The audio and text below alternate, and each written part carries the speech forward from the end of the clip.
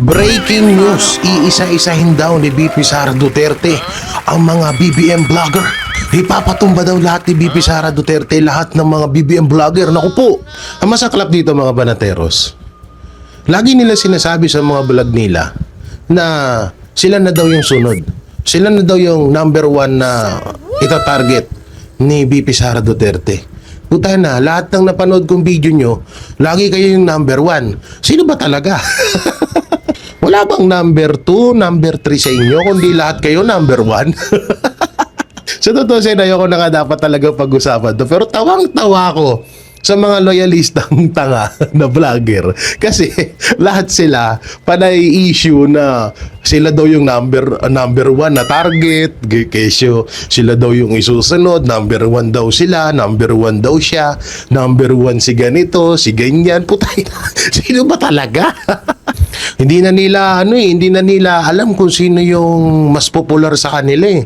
Kasi feeling nila lahat sila number 1. Feeling nila lahat sila priority ni VP Sara Duterte.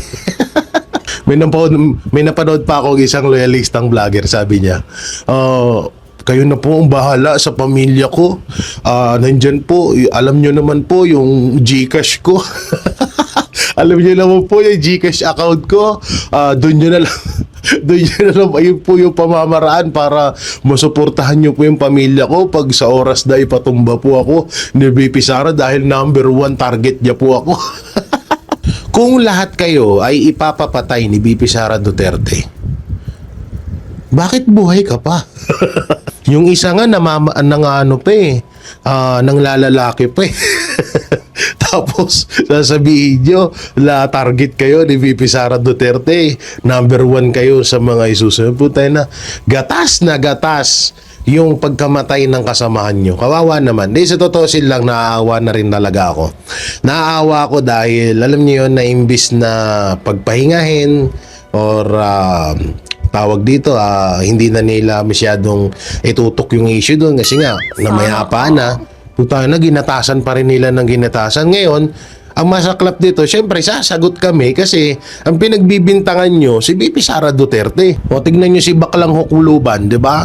Binura yung post about sa Iglesia ni Cristo na tinuturo niya na Iglesia daw ni Cristo ang isa sa mga suspect sa pagkamatay ng vlogger na yan. Alam nyo, hindi na rin bago to kasi dati may isang tao na nagsabi na ipapapatay siya ni Pangulong Duterte. Ang tanong, hanggang ngayon, buhay pa rin. So kung ipapatumba pala kayo ng mga Duterte, sino yung mga nagbablog? Yung pati multo nyo nagbablog na? VBM, your vlogger is so very crazy. You eating my nerve. Pero promise, doon talaga ako tawang-tawa sa vlogger na nandiyan naman daw yung GCash niya.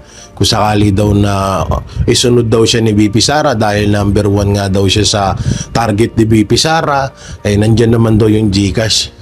Sabi ko naman, napaisip ako na, anak ng teteng, first time ko lang maka-encounter na nauuna, na-advance na yung abuloy kesa sa pagpatay. Iba talaga tama ng pulburon, no? Kakahit-hit nitong mga to. Masyado silang advance mag-isip. Tangina. Hindi pa nga pinaplano sa kanila, nakaplano na. 'Di ba? Naka-set up na. Hirap ng hirap ng ganyan, no? Yung sa sobrang dami nyo sa isang grupo. Tapos lahat kayo feeling nyo sikat. Feeling nyo prioridad kayo at feeling nyo papatusin kayo ng mga Duterte, hindi nyo na malaman kung sino yung number 1 sa inyo. Parang parang network tsaka sa mga istasyon sa radyo, lahat ng istasyon sa radyo sinasabi nila na sila yung number 1. Sa lahat ng network sinasabi nila na sila yung number 1. Ganyan din ngayon sa mga loyalistang vlogger, sila daw yung number 1. Oo, hindi na malaman kung sino number 2. Alam nyo, sobrang tagal na rin ng ganitong issue na kesyo ipapatumba daw sila, ipapayari daw. Pero hanggang ngayon, buhay pa rin. Pero ito, real talk lang. Kaano-ano nyo si kamatayan? Bakit parang mas alam nyo na mamamatay kayo kaysa kay kamatayan. Misa nga gumawa kayo ng GC ni kamatayan para hindi naman hindi naman obvious na gawa-gawa lang yung mga content na pinaggagawa nyo laban sa mga Duterte. At least kapag kausap nyo si kamatayan, alam nyo kung anong petsa, kung anong araw, kung kailan kayo mamamatay. Tapos malalaman nyo din kung sino talaga yung number 1. Sakit nyo sa ulo, lahat na lang kayo number 1. Tangina, wala lang number 2 sa inyo. Lahat, sige nito, akong number 1 na ipapatumba ni Bibi Sara. Sabi naman nung isa, ako yung number 1 na ipapatumba ni Bibi Sara. Famous yarn. Sa dinami-daming bumabatikos kay Vice President Sara Duterte, tapos kayong mga vlogger pa yung uunahin niya. Kahit naman ako sa kalagayan ni Bibi Sara, Who you? Who you, motherfucker? Sino kayo para pag-aksyahan ko kayo ng panahon? O baka naman, kaya nyo lang sinasabi yan para may makontent at mapagkakitaan nyo yung kapwa nyo para tumagal lang tumagal yung issue at lumaki ng lumaki ang inyong mga revenue. Meron pang isang vlogger nakapanood ng video ko. Hinahamon ako ng suntukan. Ano yan, pag di na kaya yung inis, suntukan agad. Magpapayat ka muna. Tungnon itong mga loyalista na to, pag hindi kaya yung asaran na maghahamon ng suntukan, tapos pag pinatulang kayo, magdedemanda. O yung isang nasipa ko dun sa rally nung nakaraan, putangin na, yabang-yabang sa live. Pagdating naman sa tabak bulawan. Hindi, ito, magbibigay ako ng meeting. I-chat ko si San Pedro, si Kamatayan, tsaka si Satanas. I-invite ko na rin kayo para alam nyo kung sino yung number 1 talaga. Kasi kahit kami na mga Duterte supporters, naguguluhan na rin kami sa inyo eh. Oo, kasi hindi namin alam kung sino talaga yung number 1. Lahat kayo, sinasabi nyo, number 1 kayong ipapatumba, number 1 sa ganyan. So, sobrang lito na namin. Tsaka, tigil-tigilan nyo yung kakapulburon, ha? Oo, na yan, talagang grabe na yung tama niyan. At ito pa pala, sabi nung isa, kaya daw namin pinagtatawanan yung yung vlogger na yon na mayapa dahil bastos daw, pero mas dihamak daw na bastos kami kasi tinatawag daw naming adik si Marcos Jr. Oh, wait lang, si Amy Marcos ang nagsabing adik ang kapatid niya. Pinangalawahan lang namin. So, dapat si Amy Marcos sisihin nyo. Ba't nyo kami sinisisi? Siyempre, papaniwalaan namin yung kapatid yun. Ilang taon silang magkasama. Tapos, sisisihin nyo sa amin na bastos kami. Si tinatawag naming adik si Marcos. Sisihin nyo si Amy. Huwag kami. Ba't kami sisisi nyo? O, mga loyalista ha. Ayusin nyo na yung mag-usap-usap kayo kung sino yung number 1 talaga. Nalilito na kami. Lahat na kayo number 1 eh. Okay? Tangina nyo, ayop ko yung lakas ng tama nyo. Number 1. Ulul! 61 na mga lawyer ang ipinapatay daw ng panahon ni Pangulong Duterte. Walang Diyo, walang Diya. Parang lahat na lang ata mamamatay sa Pilipinas. Sa Duterte isisisi.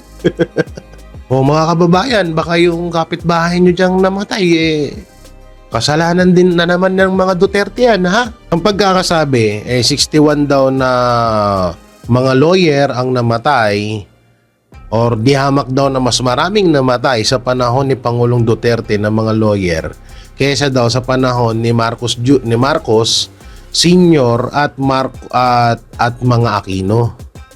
Kaya na lahat na lang talaga. Ang tindi nyo na yan. Ang tindi nyo na. Ang inaalala ko dito, baka pati yung pagkamatay ni Lapu-Lapu, ni Magellan, baka isisi na rin kay Pangulong Duterte. Baka pati yung pagkamatay ni Juan Luna, si Pangulong Duterte na naman ang sisihin dito, yari tayo niyan. Kung totoo man tong balita na to, condolence po doon sa pamilya ng mga lawyer na nasawi or pinatay or kung ano man. Kung ano man yung sanhi ng pagkawala nila sa mundo, pero hindi po natin pinagtatawanan yung pagkamatay ng mga lawyer na yun. Pero ang nakakatawa kasi dito, mukhang ibibintang na naman sa mga Duterte at kay Pangulong Duterte ang pagkasawi ng mga to. Nakakatawa na sila, no? Sa sobrang obsessed nila na pabagsakin ang mga Duterte. Kung ano-ano na lang. Natatandaan nyo yung issue sa mga sabungero, sa mga missing sabungero? Diba? Ipinupukol din nila sa mga Duterte yun. Na kesyo sa panahon daw ni Pangulong Duterte, kesyo kautusan daw ni Pangulong Duterte yung pagkamatay ng mga missing sabungero na yun. Walang diya, baka pati yung SAP 44, kasalanan pa rin ng mga Duterte yun, ha? Sa panahon ni Aquino nangyari yun. Ha? O baka yung pagkamatay ni Aquino, isisinyo rin kay Pangulong Duterte. Hindi na, sige, relto ka na. O, baka pati yung pagkamatay ni Ninoy Aquino, si Pangulong Duterte pa rin ang may kinalaman dun. Lahat na lang eh. O baka may biglang lumabas dyan na witness, kasi gawain nila to di ba? Baka may biglang lumabas na witness dyan na apo ni Lapu-Lapu at ituro si Pangulong Duterte na pumatay sa lolo niya. Tapos biglang ginawa, no? Apo ni Juan Luna, biglang tumestigo sa impeachment.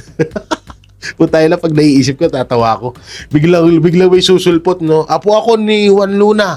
Ako po ang magpapatunay na ang ama ni BP Sara Duterte ang nagpapatay sa lolo ko.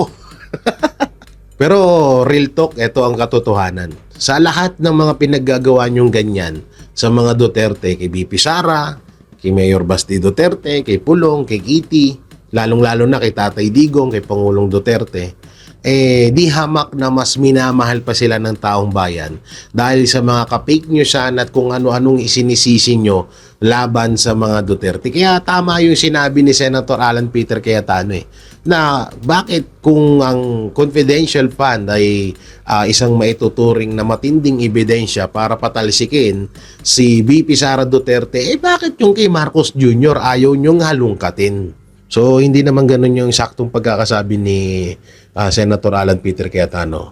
Medyo iniba ko lang na style sa akin. Kanya-kanya tayo style, ha? Siguro napo-frustrate na rin sila, no? Na bakit ilang taon na nilang dinudurog si BP Sara Duterte or ang mga Duterte, pero hindi nila magawang madurog. Pero mo, ha? Kakamping, Dilawan, tapos NFA, tapos etong Pulangaw, tapos nag-hire pa sila ng mga mainstream media, nag-hire pa sila ng mga pages, nag-hire pa sila ng mga vlogger na mga longest naman na sila daw yung number 1. Pero hanggang ngayon si BP Sara, yung trust rating, yung approval ratings, ang taas-taas. Yung pagmamahal sa mga Duterte, ang taas-taas.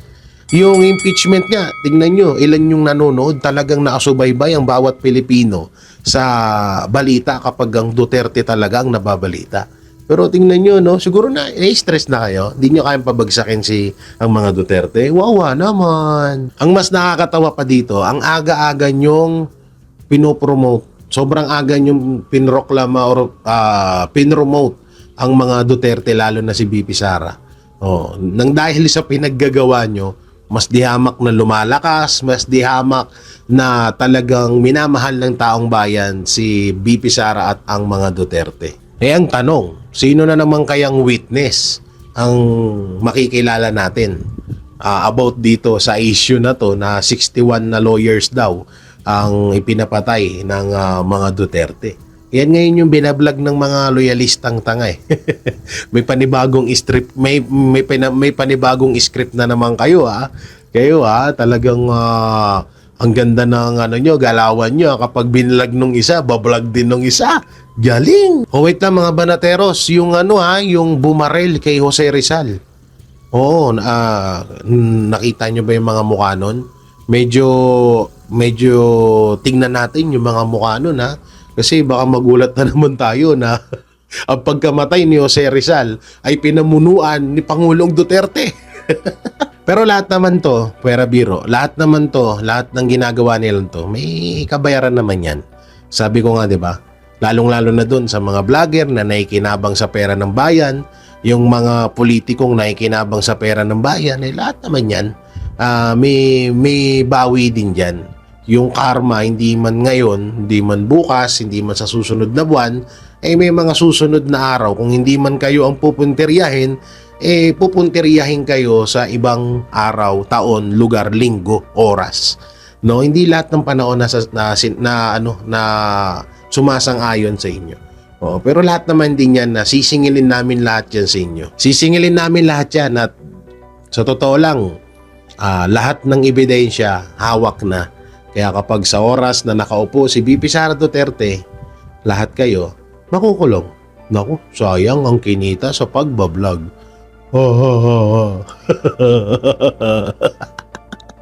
Yung tipong ilang taong ka nag-vlog para siraan lang yung mga Duterte. Tapos, isang buwan lang pang bayad mo sa kulungan. Kawawa. Shocking news. Ang creepy nito mga banatero sa totoo lang. Sinagot daw ng mag-ama lahat ng gastusin. Alam nyo, syempre ako adik ako sa panonood ng movie. Kadalasan napapanood ko to eh. Yung tipong sila yung nagpategi or nagpagurgur. Tapos, sila din yung gagastos sa mga gastusin doon sa pinagurgur nila para hindi sila mahalatang sila ang nagpatumba doon. Ang creepy lang kasi, sa totoo wala namang masama sa pagtulong. Pero ang sarap din talaga maging kadikit nitong mga to, no? Alam mo kung bakit? Talagang ramdam mo ang pagmamahal ng kanilang suporta dahil isa ka sa mga ginawa nilang kagamitan para siraan ng mga Duterte. Pero alam nyo, napanaginipan ko yan eh. Naginip ako na sila din daw ang gumawa ng trahedyang yan. Trahedya tuloy. Sila daw ang nagplano niyan. Kasi nga, di ba, may mga bali-balitang gagamitin nga daw yan sa impeachment ni VP Sara. Kasi nga, yung video daw si VP Sara daw yung laman. At nanaginip ako na kinukumbinsi ang magulang para bigyan or inooperan daw ng 10 million para daw pumayag or gumawa ng script na talagang si VP Sara daw or ang mga Duterte daw talaga ang may kagagawan nito. Naku mga banateros, abangan natin yung mga ganyan ha. Matinding ka-fake newsan na naman tong ipaparatang nila kay VP Sara. Naging advance na ako kasi nahawa na ako dito sa mga vlogger na to. Laging advance mag-isip eh. Sa bagay, kung bibigyan nila ng 10 million, kahit 20 million, kahit 50 million pa yung pamilya eh. No, kahit bigyan nila ng 50 million, 100 million, barya na sa kanila yan. Sa trilyon-trilyon na nawawala ngayon na pera sa pondo ng Pilipinas. Di na malabo yan. Sobrang barya na sa kanila yan. Kaya bukas sa makalawa, magugulat na naman tayo na may mga ganitong paratang na naman sila. At kawawa lang, no? Biruin mo, pati yung pamilya gagamitin. Diba? Para lang kay VP Sara Duterte yung pagka-gur-gur nun. Tapos kami pa yung sisisihin na kesyo walang iya daw kami. Tingnan mo, yung babaeng hugis araro, yung baba. May post. Sabi niya, okay na daw yung isa kasi nagpapahinga na, patuloy daw sa paglalakbay. Samantalang si Tatay Digong daw, nakakulong daw, pinagdudusahan daw yung kahihiyan, worldwide at word wild, ha? Alam mo ano ibig sabihin ng word wild? Nagwawalang mundo. From kayabangan to kulungan daw, sabi ni babaeng paa. Yan ang hirap sa inyo. O ngayon pag binalikan namin kayo, iiyak-iyak kayo na kesyo, grabe talaga mga DDS. Mga walang iya, mga bastos talaga DDS. Kung ayaw nyo kasi talagang mabalikan namin, manahimik na lang kayo. Pwede naman kayo, sa totoo lang, pwede naman kayo maging kritiko ng mga Duterte. Kung ayusin nyo lang, pwede naman ayusin nyo. Baka sabihan nyo ako, bakit kayo mga DDS, tinatawag nyo adik si Marcos. O bakit? Sino ba unang nagsabi nun? Kapatid niya. Ibig sabihin, mas papaniwalaan namin kayo kaysa sa kapatid niya? Lol. Hindi naman kami katulad ni Auntie Claire. na anak ng Teteng si Amy Marcos at si Amy Marcos at Bongbong Marcos simula bata hanggang sa tumanda na naging tabingi na nga yung panga ni Marcos magkasama na yan sila, tapos mas papaniwalaan nyo si Auntie Claire na kailan lang naman sumulpot yan. Pero shoutout sa iyo dun sa babae na mahaba yung baba na Hugis Araro. Sa totoosin, ikaw yung childhood hero ko kasi dati nung bata ako, nag-aararo ako sa bundok. Yan yung isa sa mga libangan ko nun. Pero ngayon, nagulat ako sa sobrang high-tech na ng Pilipinas. Yung araro, nagsasalita. At ano pa nga para siyang Italian kung yung kanyang pronunciation. Grabe yung araro, nagsasalita na. Pero ito, may advice ako sa'yo. Kunin mo yung ilong. Yung ilong, yung pilik mata, tapos idikit mo sa mukha mo. Kahit papano, gaganda ka. Tsaka gastusan mo naman yung mukha mo, day. Nang kahit papano, hindi naman nakakahiya. Tsaka sasabihan nyo kami yung bastos ng mga DDS. Kung kayo nga mga loyalista, nagpapakita kayo ng puwet nyo araw-araw. Mukhang puwet kasi yung mukha nyo Tongina, Talagang ganyan na ganyan yun Ganyan na ganyan yung kinakabit ko sa kalabaw pag nag-aararo ako ganyan yung lapad, ganyan yung haba, ganyan din yung hugis. Ang tindi tas ang galing pa nung panga niya kasi papuntang kaliwa na medyo papunta ng kanan.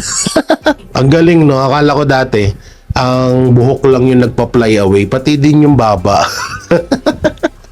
Pag ganito wawawi. Tama na yung baba na yan, pag-usapan na ulit natin yung creepy. Hindi kasi nakikiripihan ako na alam niyo yun. Kasi may mga nahirap kasi magsalita pero ilang beses ko na to napanaginipan na sila daw ang nagpatumba tapos para daw isisilang sa mga Duterte. Galing ng tactic nila Pero abangan natin mga banateros kapag sa oras na nangyari yan, nagamitin nga nila yan.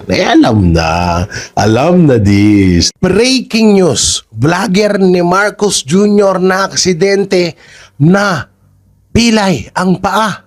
So sabi niya dun sa video ko, nakakadiri at ang pangit ko daw. Wow, yang hiya naman ako sa'yo.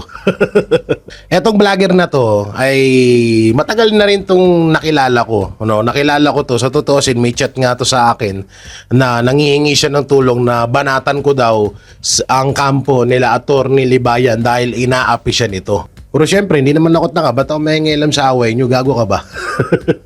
So, umiyak tong vlogger ni Marcos Jr. dahil nga doon sa video namin ni Banat Bay na wala naman kaming pinangalanan kung sino yung nasayang ang retoke. At nag-iiyak to ngayon itong vlogger na to. So, ano-anong pinagsasabi niya sa akin, hindi siya nakadepende doon sa mismong main topic, doon sa issue, kundi ang ginawa niya sa akin ay panglalait law. Kaya daw pangit ako, siya daw madilim daw ngipin ko, manilaw-nilaw daw. Di ikaw na pilay. May paawa effect pa to sa akin, sabi niya. Wala naman daw siyang personal na galit. Alam mo tol, wala rin naman din akong personal na galit sa'yo. Pero subukan mong manakbo. Alam mo brother, ang isa sa mga advantage ko sa'yo, ako nakakapag-basketball, nakakatakbo ng mabilis, pero ikaw hindi. At doon sa tropa mong naging corn beef, happy condolence. Ayan na ha. Mga boplak pala kayo Kung ayaw nyong mabalikan, huwag kayong magsimula. Sabi nga nila, 'di ba? Kung ano ang tinanim, yun din ang aanihin. Ano bang tinanim ng tropa nyo na ginawa niya rito sa Pilipinas? 'Di ba? Puro kabastusan, kabulastugan. So ano yung inani niya? Ano? Tayo mo. Duraan kita diyan Ano yun? Pag kayo pwede? Pag kami bawal. So totoosin nga lang hindi ko na nga pinagpapansin talaga itong mga ganito kasi nakapokus ako sa issue ng bayan. Hindi ko pinagpapansin tong mga vlogger na to. So alam ko naman na ina-idol nyo ako. Alam ko naman na idol nyo kami ng Banateros Brothers. So eto, papansinin na kita. Congratulations! Unang-una sa lahat, kung nandidiri ka sa akin, mas nandidiri ako sa'yo. Bakit? Biruin mo, ang tagal-tagal mo na sa YouTube, ganyan pa rin yung tingin sa'yo ng mga followers mo. Tingnan mo sa comment section yung video mo. Sino mas lamang sa atin? Mas panalo pa ako. Hindi naman sa pag-aangat ng bangko pero di hamak naman mas... Di ba? Di hamak naman na mas ako sa'yo. Obvious naman, una-una may leeg pa ako. Pangalawa, nakakatakbo ako. At pangatlo, proud na proud ako kasi nasa hanay ako ng mga Duterte vloggers. Mas nakakahiya ka. Sinusuportahan mo, pulburon.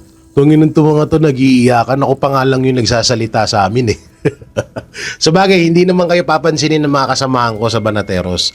Sa totoosin lang, ako lang yung nagtsatsagang pumansin sa inyo. At matagal ko na rin itong hindi ginagawa, itong mga ganitong video na pagsagot sa mga katulonggisan na ginagawa nyo. Ngayon lang, kahit papaano, wala naman kasi akong magawa. Tapos na rin ako maglinis ng bahay. So, kakatapos ko lang din kumain. So, gagawin ko kayong dessert. Kaso hindi kayo matamis, ang papakla nyo Pero bilib din ako sa inyo, no? Oo, tropa nyo, corn beef. Putay na. Ngayon, tawag dito na binabanat-banatan ko kayo ngayon.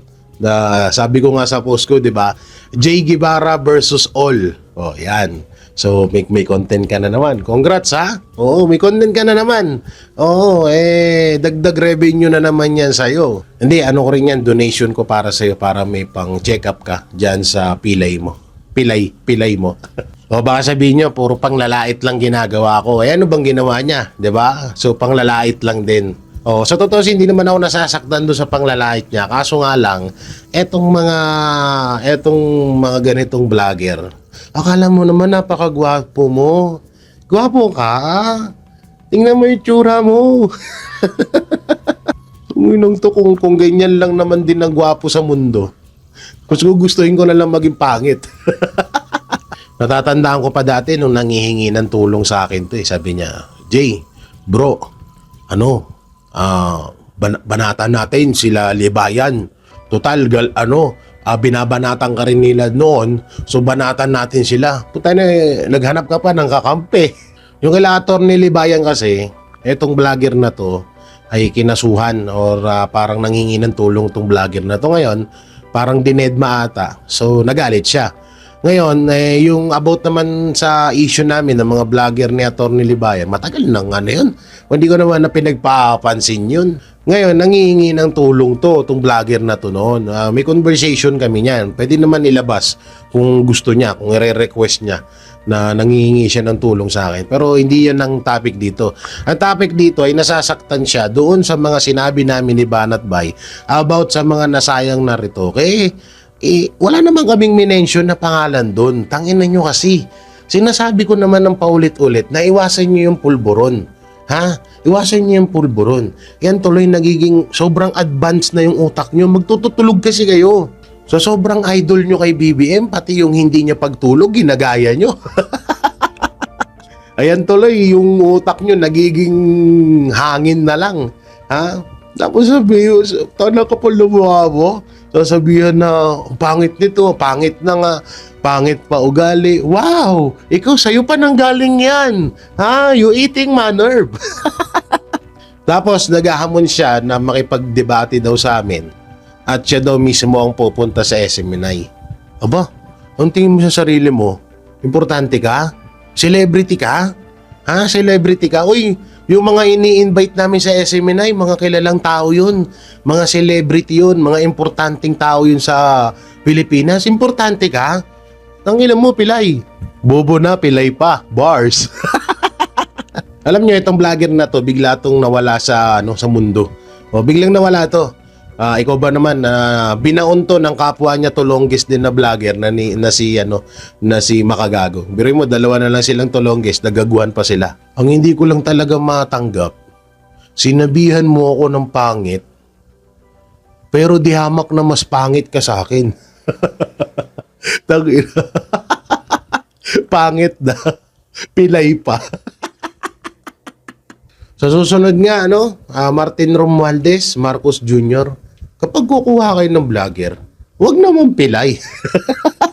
Pilay na, tanga pa Double injury, ayop na yan. Pero ang tanong, sa PWD ba, nag-i-issue ba sila ng dalawang ID?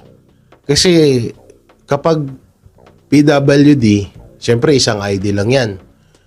Paano pag ganito kapurol yung utak? So dapat isyuhan pa to ng pangalawang ID. Dapat ID rin na para sa mahihina ang utak kagaya mo. O hindi ko nilalait yung mga PWD ha. Eto lang. Diyan lang sa tao itong sinasabi ko. Ha, baka sabihin niya naman, "Uy, mga PWD, binabash kayo ng mga vlogger ng Duterte." Oh, lol. At kung usapang linis lang din naman, di hamak na mas malinis ako sa'yo. Hindi lang sa panglabas, pati sa pangloob. Unang-una, kung silipan lang ng record, di hamak na mas marami ka record sa akin. Di ba? Kinasuhan ka. Ilang beses kang kinasuhan at ang katwiran mo, PWD ka. Ako, kahit sa NBI, pulis sa PNP, kahit saan, kahit sa Army, kahit sa NFA na mga sinusuportahan yung mga corn beef, wala akong record. Malinis ang pagkatao ko. Ngayon, kung sasabihan mo kung pangit na mukha, pangit pa ang ugali, ano ka pa? At dahil nga iritang-irita si Baklang Hukluban sa akin, dahil nga pinost ko, shinare ko, yung banta niya or yung pagbibintang niya sa Iglesia ni Cristo na di umano ang Iglesia ni Cristo daw ang pasimuno sa pagkamatay ng kanyang tropa na naging corn beef. Ngayon, sandamakmak po yung text, yung chat sa akin, yung mga information about dito sa Baklang Hukluban na to na di umano, allegedly, na di umano ay na-deport itong Baklang Hukluban na ito dahil nahuhuli or nahuling ng bubugaw ng babae at ng kapwa niya bayot. At ang malupit pa dito, di umano. Di umano. Ha? Ang malapit pa dito, nahulihan pa ng pulburon etong si Baklang Hukluban. Ngayon, hindi na kami magtataka bakit naka-BBM ka. Parehas pala kayo ng gusto, ha? Oo, love nyo rin. Talagang love nyo ang isa't isa at bagay kayong magsama. Dahil parehas kayong may kagustuhan sa pulburon. Baklang Hukluban, adik pa. Ew! Tano natitiis mo yun? Pinapakain mo sa pamilya mo? Pangbubugaw ng kapwa mo tao, kapwa mo Pilipino, ibinubugaw mo, tapos kapwa mo pa LGBT, ibinubugaw mo para lang kumita ka ng pera, parang may pang ganun ka. Saklap naman nito. Tapos babatuhan mo ko ng issue na nakabuntis ako ng 13 anyos. Di sana nakakulong ako. Ulul! O sige na, aminin ko na nagka-jowa ko. Siyempre, hindi naman ako kagaya mong Baklang Hukluban. Nagka-jowa ko, pero hindi minor de edad. Anak ng teteng naman, oo. Bakit? Nasasakop na ba ng the bendalo ang pagjojowa? Kung mali na pala sa batas, kung labag na pala sa batas, labag na sa konstitusyon ang pagjojowa, ayoko naman din maging bayot katulad mo. Puking ina mo naman din kasing bayot ka. Hindi mo kasi pinagana utak mo. Ang tanda-tanda mo na, ob-ob ka pa rin. Anak ng teteng mo naman, wala ka pa naman sapat na ebidensya. Bakit mo pinagbibintangan ng iglesia na ni Cristo na tumigi sa kaibigan mong corn beef? Sasabihin niya, hindi, dala lang ng bugso ng damdamin niyo kasi mahal na mahal ko yung kaibigan ko ngayon at di umano, pokpok pala daw yun, ha? Pokpok, bugaw, bars! Tsaka ang saya ngayon, no? Tanga, Jay Guevara versus all. Tangina, mag-isa ko lang kayong pinapaiyak lahat. Mag-isa ko lang kayong pinapaiyak. Akalain niyo yun? Partina, hindi ko pa mini-mention mga pangalan nyo. Hindi ko nga sinasagot yung ibang mga issue nyo sa akin na kayo scammer daw ako. Pero po tayo, lahat sila nag-iiyakan. Alak lang teteng, ano pa lang to, 20% pa lang to sa inilalabas kong mga, or sa nakikita nyong energy ko ngayon, ha? 20% pa lang to, wala pa yung full J. Guevara dito, ha? O yaw nga pala mga banateros, may bagong lingwahe na ho tayo. Kung si yung isang vlogger ay nagsasalita ng sayang ang bayot, ngayon ay sayang ang retoke. Pero alam mo, baklang hukluban, i-chat mo si Lovely. Si Lovely, yung parang araro yung baba. Tapos sabihin mo na kunin niya yung ilong ng kaibigan mo. Tapos ikabit niya sa mukha niya. Ayan, para kung sakal, baka dyan sa gagawin mo, sumaya kami sa'yo, ha? Ha, baklang hukluban, kamusta na? Hirap mabuhay? Hirap buhay, no? Mahal tite? Mahal ang tite, kaya kapit patalim, pati mga kababayan, ibinubugaw.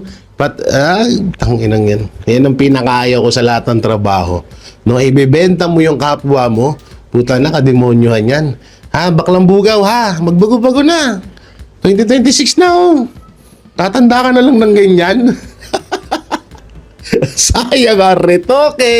At ayun na nga, mga banateros, at sumagot na si baklang hukluban.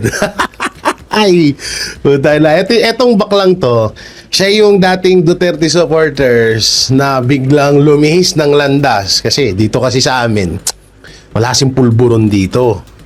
Pangalawa, bawal yung baklang kanal dito, tapos suklubang ka pa, tapos syungaret ka pa. Alam mo kasi, try mo minsan mag corn beef. Maganda yung nun sa utak para kahit papano magkalamang ka. O kaya, lutuin mo yung corn beef ng kasamaan mo. O dahil ito yung issue. Kesyo nagka-jowa daw ako ng 13 years old. Matagal na to. Alam niyo, ilang beses ko na to nasagot eh. Tapos pinuntahan daw ako ng mga kapulisan sa bahay ko. Ngayon ko lang nalaman na bahay ko yung pinuntahan ng pulis na yun. Tala, bahay ko pala. Dami ko pala bahay. Ayop na. Buti pa kayo alam nyo na bahay ko yun. Tapos ako di ko alam na bahay ko yun. So yung mga balateros, yan nga, yung palagi nila ibinabato sa akin na kesyo, may hinostage daw akong bata, may chinokchak daw akong bata, tapos nabuntis ko daw. Tana, kung nagkaanak ako doon sa batang yun, aba, napakaswerte ko. Alam mo kung bakit? Hanggang ngayon, inaasam-asam at pinapanalangin ko kay Ama na magkaanak na ako. Kahit wala nang asawa, basta may anak. No, na magkaanak ako. Iyan isa sa mga pangarap ko sa buhay ko. Mawala man ang lahat basta may anak ako. No? Natapos 13 anyos daw. Anak lang din, di sana nakakulong ako. Kahit i-check nyo dyan, NBI record, police record, saan mang record, wala akong kaso. Kaso, fake news ka. Yan ang yan ang pinaka-point dyan. Yan ang pinaka-kaso dyan, fake news ka. Bakit, bakla? Natakot ka ba sa maaaring ikaso sa'yo ng INC? Dahil pinagbibintangan mo silang pumatay sa tropa mong corn beef na ngayon. Tangin na itong baklang hukluban na to. Alam mo na, nagkita kami nito Nagkita kami saan ba yun? Basta sa isang event na sa senatorial candidate ng Duterte noon. So, DDS pa siya noon eh. So, nandun nakita ko siya. Putana, mas malaki pa sa akin eh. Oo, mas mukha pang... Ako, tinatawag yung bakulaw, okay lang. Pero yung baklang hukluban na yan, mas diamak ng mukhang bakulaw sa akin yan. Tapos po tayo lang, nagpapatanggal ka ng hotdog. Ulol, kahit magpatanggal ka ng hotdog, bakulaw at isa ka pa rin baklang hukluban. Tandaan mo yan, ha? Tapos dinamay mo pa yung SMNI. Bakit kaya gano'n, no? Hindi nyo kami marekta na yung mismong issue, mismong topic yung pinag-uusapan dito. Pero ang ginagawa nyo, kesyo sa mga dating issue, kesyo sa ibang-ibang issue, ang layo nung issue na sinasabi nyo eh. Tapos dinadamay nyo ang SMNI. Bakit? Ha? Gigil na gigil ka sa SMNI? Ayan mo, hindi ka papansinin ng SMNI. Thailand to, baklang hukluban na to. Eh, ikaw nga eh. Sige, gagayahin ko yung sistema nyo ha. Eh, ikaw nga daw eh. Daw ha, isa ka daw tulak ng mga babae sa ibang bansa. Hindi ko alam kung di ko tokoy kung sa ano daw yun, sa Hong Kong ata yun. Puta na, nakakadiri ka. No, kapwa mo Pilipino, ibinibenta mo para lang magkapera ka. Eh di hamak na mas malupit ata yung ginawa mo. 'Di ba? Tsaka kung nagka-girlfriend man ako ng mas bata sa akin, tanggap naman ako ng pamilya. Proud ako dun. No, tinanggap ako ng pamilya. Ha? At tsaka sinasabi mong 13. Eh di sana nakakulong ako. Ulul. Eh ang hirap sa iyo eh. Kung kailangan tumandang baklang huklubang ka, tsaka naging corn beef yung utak mo. Ako sa'yo, igisa mo yung tropa mong corn beef na ngayon nang matuwa pa kami sa'yo. Utay lang yan. Bayot. Sayang ang retoke. Ang ganda ng sinabi ni Senator Robin Padilla. No? Yun dapat talaga. No? Eh, ang tanong, may kakasakaya. Lalong-lalo na sa BBM Senator. Doon sa hamon ni Senator Robin Padilla na ilabas na lahat ang mga bank record ng mga ano, 'di ba? Yan ang maganda. Diyan tayo magkakasubukan. Ilabas ang bank record ng mga lahat ng senador, ilabas ang bank record na lahat ng mga congressman, lahat ng mga politiko, lahat ng mga sangay sa gobyerno, mapasekretary man ng DPWH, DepEd, lahat yan. Basta lahat. Ano? Yun yung maganda doon. Alam nyo, malamang sa malamang bukas or mamaya, ibabash na naman to si Senator Robin Padilla. Kasi nga talagang nabibinggo eh. Alam nyo, sinasabi nila lagi kay Senator Robin Padilla, kay Shubobo daw, tanga daw, oy, paalala lang, lahat ng matatalino, ayun no, pinagnanakawan tayo. Tapos ngayon, kung light-lightin nyo si Senator Robin Padilla, tanga, bobo. Eh bakit kayo? Kaya nyo ba? May mas tanga kayo. Puta na adik, sinusuportahan nyo. 'Di ba? So, grabe itong naisip. Itong sinabi ni Senator Robin Padilla na dapat naman talaga ay ganito. 'Di ba? Ito dapat ang gawin. Kung talagang gusto nyong buksan ang back record ng mag-asawang Duterte na sila Man Scarpio at BP Sala, Pangulong Sara or Pangulong Inday Sara Duterte. Oh, sarap pakinggan. Galit dalawa na mga puking inaw. So dapat ganun, no? Dapat ganun, buksan lahat yan para magkaalaman na. Eh ang tanong, may kakasakaya. Senator Erwin Tulfo, Senator Rapi Tulfo, o isa kayo sa mga matatapang ng mga senador na hawak sa leeg ni Marcos Jr. Yan tanong, kaya nyo bang palagan yung gusto ni Senator Robin Padilla na magkabuklatan na lahat ng bank account niyan? Diba? Total ganyan naman. Hindi, malamang sa malamang i-ano nila dito. Sasabihin nila, ay hindi naman kasi kami yun na-i-impeach. O, sasabihin na naman nila, sasabihin nila, ay wala naman yun sa batas. Wala yun sa rules. Labag yun sa konstitusyon. Ayan na naman yung idadahilan nila dyan para hindi mabuksan yung mga bank record, bank account nila dyan.